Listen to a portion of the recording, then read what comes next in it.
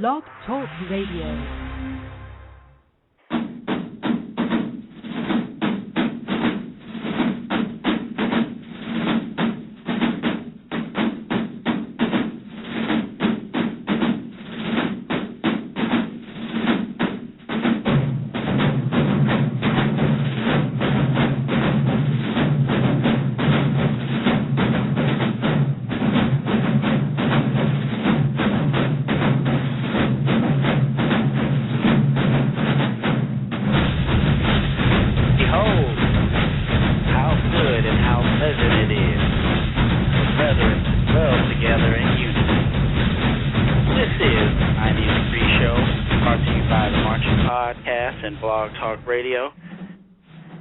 I'm your host, Joe Beard, and I'm happy to be of service to you today.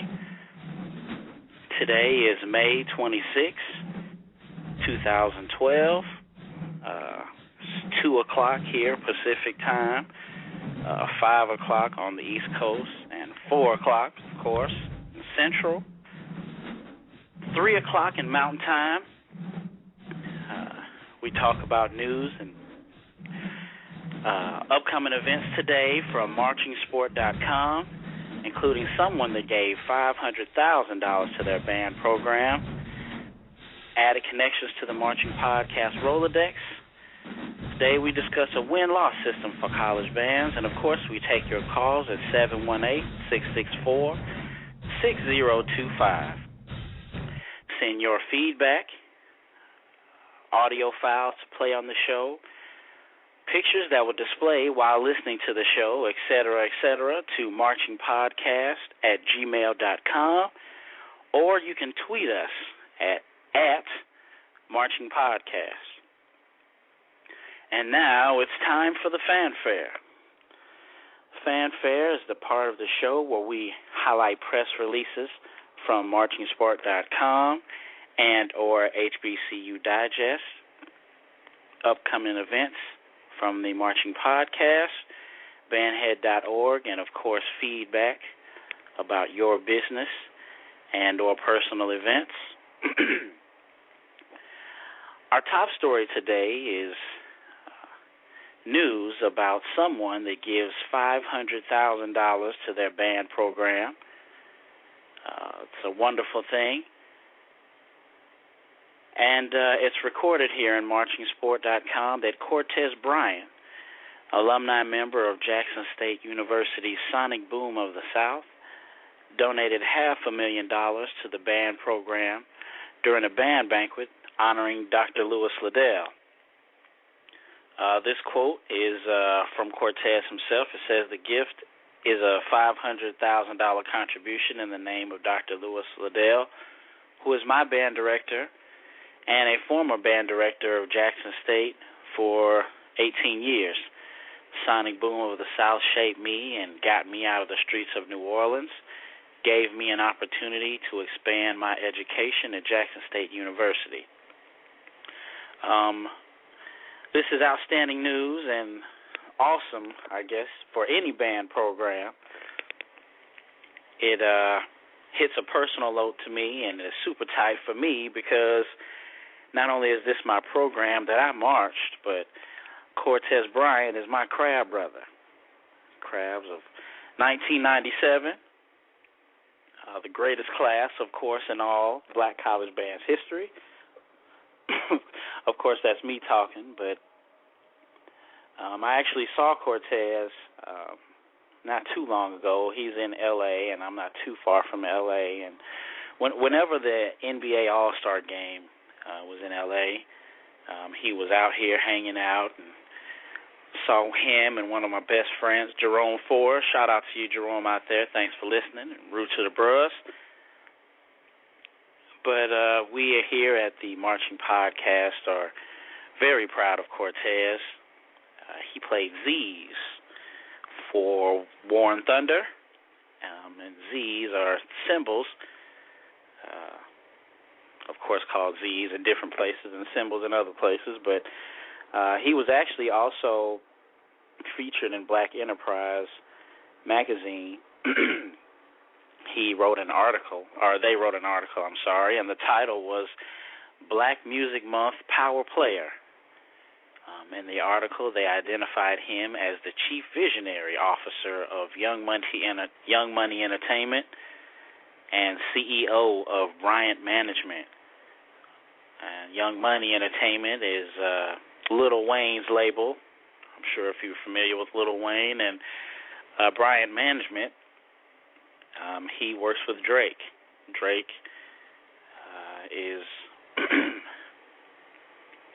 is working with Cortez.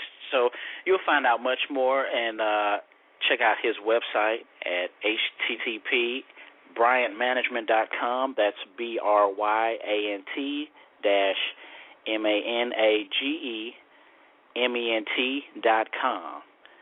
So go ahead and check him out. And shout out to Trump Funk 98, Danielle Walls out of Detroit, Michigan.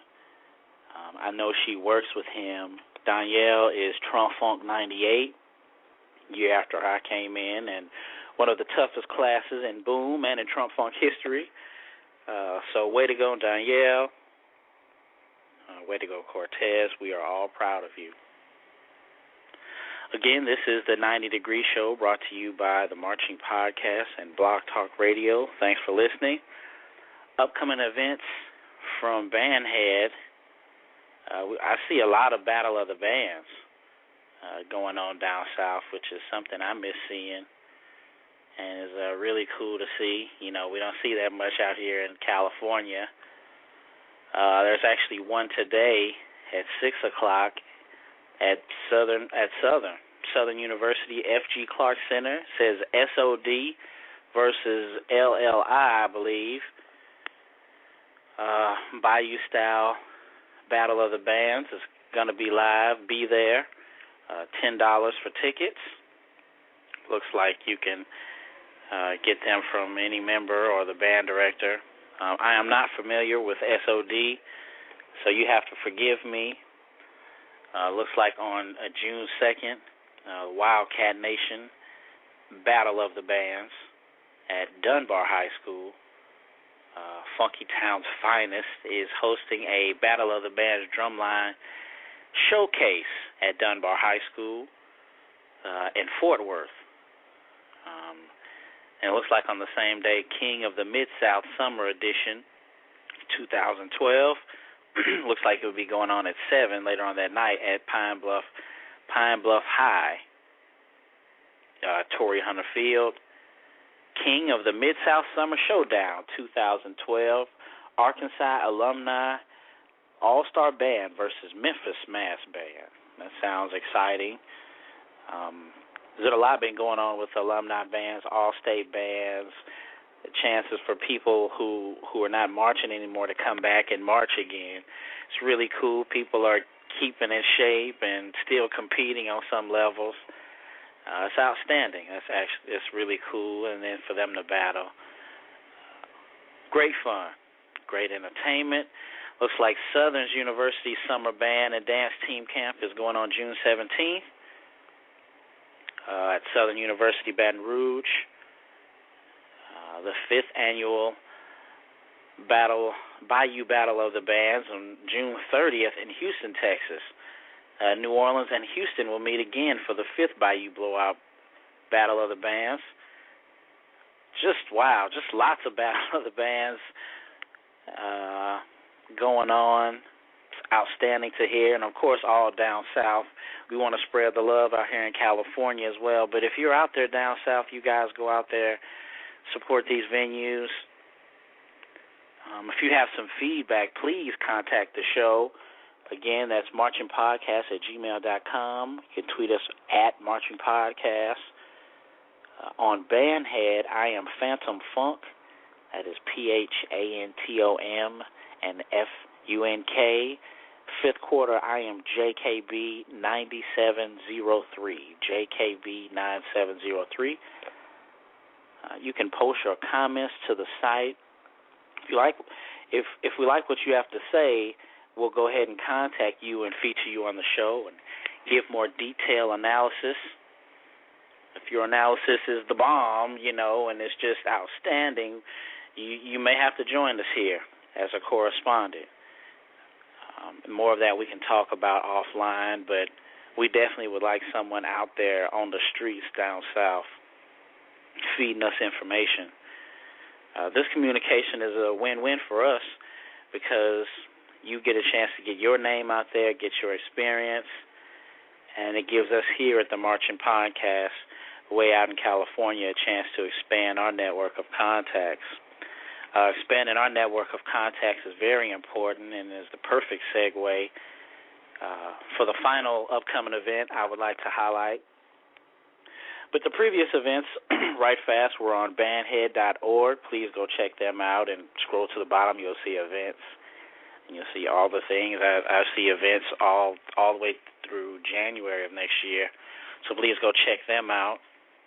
But the final upcoming event we're going to highlight today is the world premiere of Chopping It Up with the Marching Podcast. Yes, Chopping It Up with the Marching Podcast is a show where we will talk one-on-one with some of the brightest minds that battled at halftime and after the game and at the buses and the parking lot.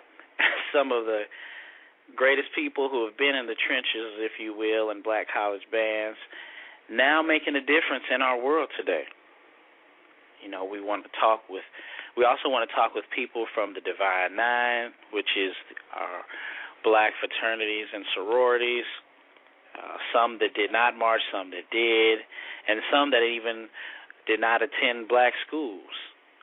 We want to talk and feature them and interview them, and the point being, of course, to show the youth that after you march or after your career is over and after you graduate and after you mature, you need to give back to the community.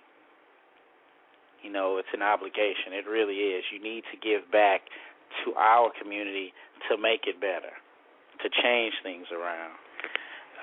It really is an obligation that we should all take upon ourselves, and finding your passion to give it back is very important because each one of us combined can make a difference in the world today. This is the 90 Degree Show brought to you by the Marching Podcast and Blog Talk Radio. Thanks for listening. We got great feedback on the show, and we've made some great contacts in the process. In addition to the people that we already know here at the Marching Podcast, we want to feature these people. It also gives the opportunity for the person to advertise their projects and build more of an interest through the show. The upcoming interviews on Chopping It Up will be with Gregory Johnson of Florida A&M. I actually met him because he has actually filed a national petition for marching bands to be recognized as sports. Melita Wilson of Bethune-Cookman College, and who is local for me. She lives in Rancho Cucamonga, which is not too far away, where Day-Day, Cube's cousin, lives. She runs something called the HBCU Bus Tours, which is sending kids out here from California to black schools down south, giving them the experience and the exposure. Tamala Lewis of Spelman College works for the Home Depot Center Charitable Foundation and Community Affairs Director. She is the Charity Foundation and Community Affairs Director for Home Depot Center, and she she implements a West Coast Battle of the Bands for exposure out here and for directors back east and down south and recruiting. Timberly Simmons of Johnson C. Smith University, and also of Music Mill Radio and Music Mill Magazine, doing her thing on the radio just as I am, and on Blog Talk Radio as well. Music Mill Magazine, she's actually putting it in print, putting it in ink, Samuel Glover, a great friend, great personal friend of mine of Johnson C. Smith University, is the percussion instructor. Percussion instructor there still at Smith, and he has been putting in a lot of work over the years, at least more than 10 years, to youth. And finally, someone that I was really honored to actually get in contact with yesterday, I believe, Jared Carter Sr. He is the founder of HBCU Digest, which is a media outlet, which is actually the media outlet for all of black college news. He does sports, he does academia, he does talk, he does economics, he does pretty much some of everything in relating it to black schools. Just an awesome site, awesome resource. So I was great and honored to get his contact information. So you guys are going to be talking to all of those people and hearing from them. Of course, all of the people that I marched with in the boom at Jackson State University that are out there doing great things. If I start naming you, it will be a whole lot more, but more to come. You know who you are. But, yes, that show is going to be chopping it up with the Marching Podcast, and that will be coming soon to you on Blog Talk Radio. Again, this is the 90 Degree Show brought to you by a Marching Podcast and Blog Talk Radio. And now it's time for the crux of the matter. That's right, the crux of the matter.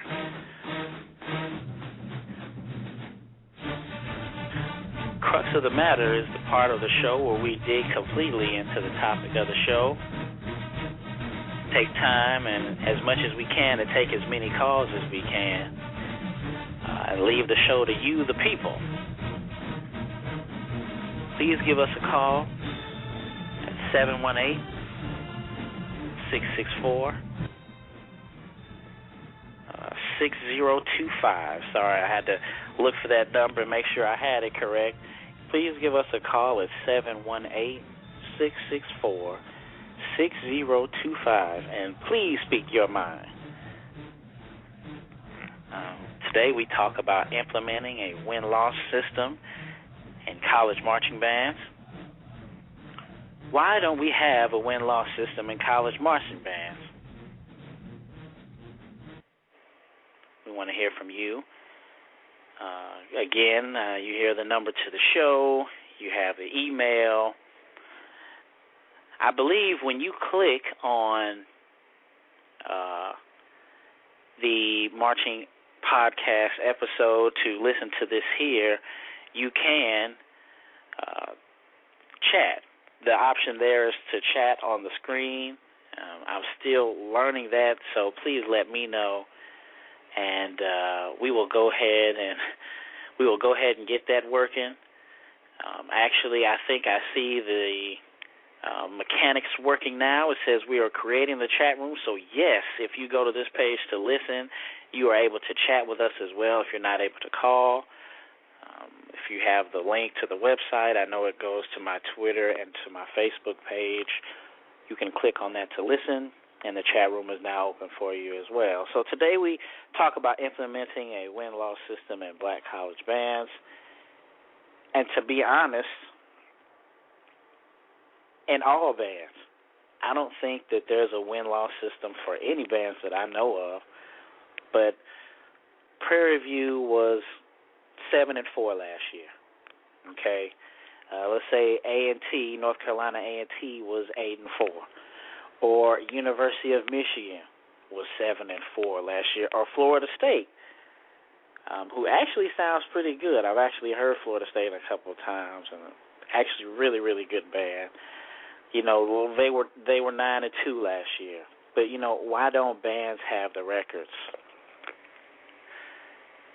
Who won between Jackson State and Southern last year? You know, I promise you, there's not too many Southern folks saying the latter, and Jackson folks vice versa, Bethune-Cookman versus FAMS, even the classics in the neutral cities. or the band is not even in the area, like the Windy City Classic or the Circle City Classic. Who won? Honda and the Battle of the Bands that they have, everyone knows about. It's always a big selection thing. And I'm sure that builds pub or whatever, but what are they really selecting on? You know, does anyone know? If someone does, please let me know. These competition formulas that are used in high school and even at the DCI competitions, you know, why are we not using it more to determine a winner for college?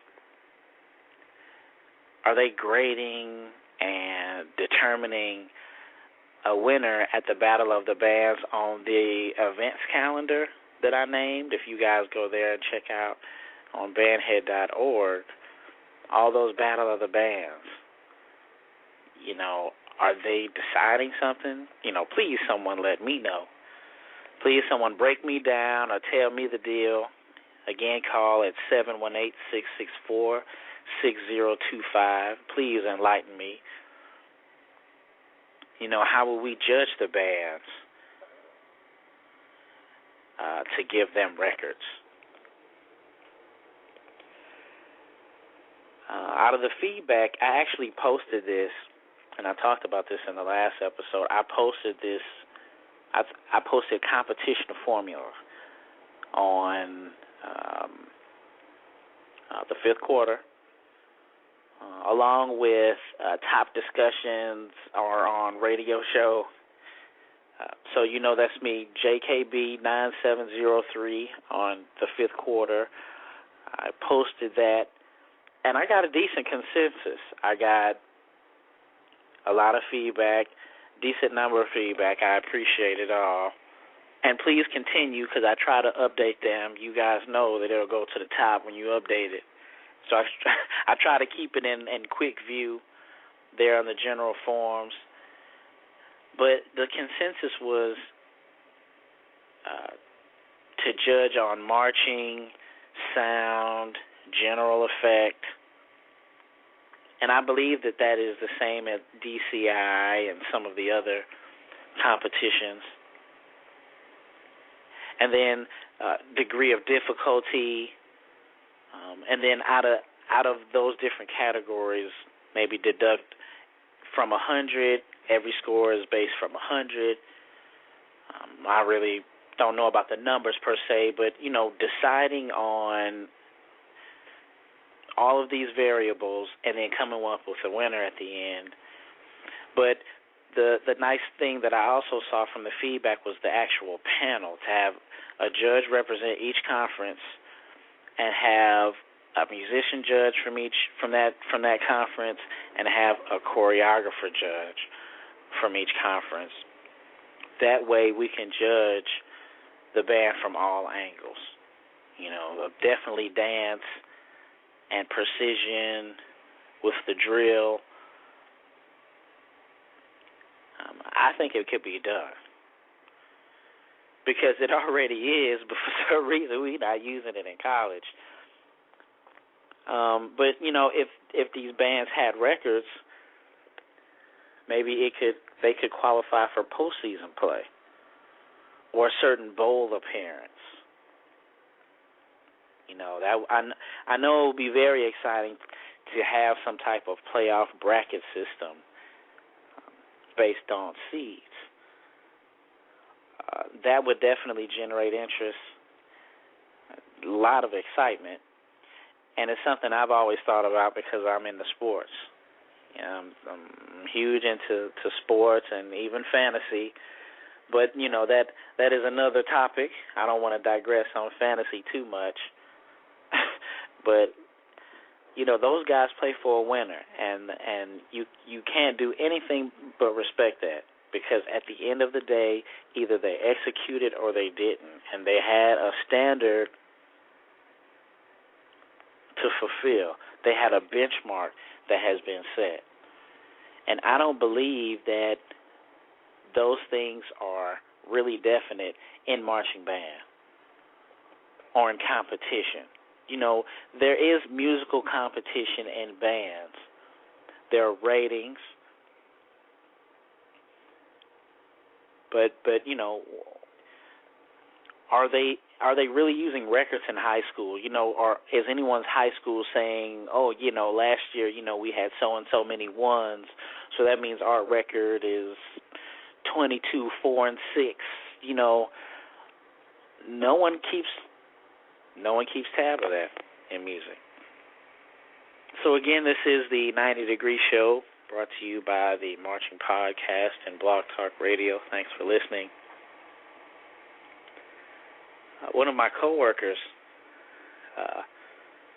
and you're free to call in. I'm sorry. Please call in if you can, if you want to speak your mind at 718-664-6025. That's 718-664-6025. One of my coworkers, and her name is Lindsay. Shout out to Lindsay King. Actually born in St. Louis. Hooray, hooray, hooray, hooray. Born in St. Louis. Grew up in Massachusetts. She grew up in a corps-style marching band. And it's funny listening to her talk about supporting the football team when they had a bad record. And no one felt the same way about the band competition, or no one felt the same about the band when they competed outside of the football game. And they even competed on a national level. So you can imagine, I'm sure anyone out there can relate to that out there listening. Again, thank you. You can relate to that. And it is especially the case of North, where band is definitely considered the geek squad, okay? Or it is the time to go pee, or it is the time to, go to the restroom, go get some food, go hang out and stretch, It's the time when the coach is giving the emotional halftime speech, and it's the time to pay all the bills. But I could digress and go on, but they compete nationally, and, no one really cares. But they care to make sure that they're supported there by the scrubby football team. And Lindsay was breaking it down. She was saying that maybe because there's no professional marching band, as children, we do not aspire to get involved with it because we can't make a life for ourselves. And because of that, maybe the fire is not there the same way as in sports, where that you're going to be financially secure. In some cases, right out of high school. But she makes an interesting point because sure, bands and symphonies employ people. People can aspire to do that, but it's not looked at the same way as a football or basketball player who may not be the sharpest knife in the drawer, but rich and famous and well off and perceived as a success.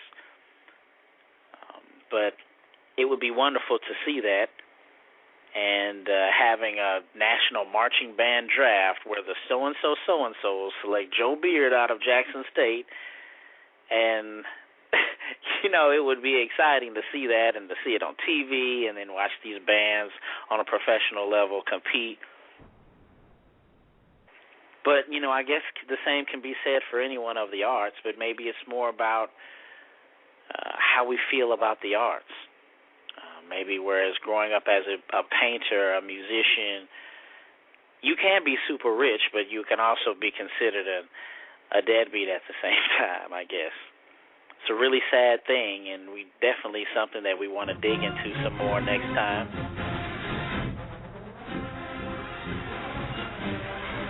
But unfortunately, we are at the ending of the 90 Degree Show.